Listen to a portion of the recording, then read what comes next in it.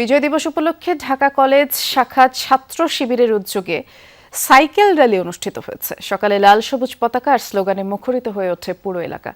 সামাজিক মূল্যবোধ, ন্যায়, সমতা ও ধর্মীয় সহিষ্ণুতার বার্তা নতুন প্রজন্মের মাঝে ছড়িয়ে দেওয়ার আহ্বান জানানো হয়। আয়োজকরা জানান, একটি সুন্দর ও দায়িত্বশীল বাংলাদেশ গড়ে তুলতে আজকের এই আয়োজন। এ সময় ছাত্র শিবিরের নেতাকর্মীরা বলেন, জাতির মধ্যে বিভেদ সৃষ্টির জন্য দেশে ষড়যন্ত্র চলছে।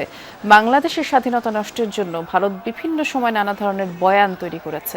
তাই তরুণ প্রজন্মকে সকল ষড়যন্ত্র মোকাবেলায় প্রস্তুত থাকতে হবে। র্যালিটি ঢাকা কলেজ থেকে মিরপুর রোড সংসদ ভবন হয়ে কলেজ প্রাঙ্গণে শেষ হয়।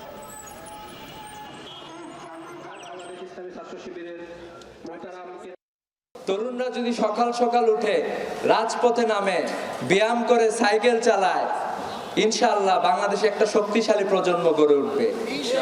শারীরিকভাবে সক্ষম প্রজন্ম আগামীর বাংলাদেশ গড়ে তুলবে ইনশাআল্লাহ। এই বাংলাদেশকে যদি কেউ ভালোবেসে থাকে, বাংলাদেশ পন্থী রাজনীতি করে থাকে, সেই ক্ষেত্রে ইসলামী ছাত্র শিবির সবসময় পরীক্ষার মুখোমুখি হয়েছে এবং অগ্রণী ভূমিকা পালন করেছে।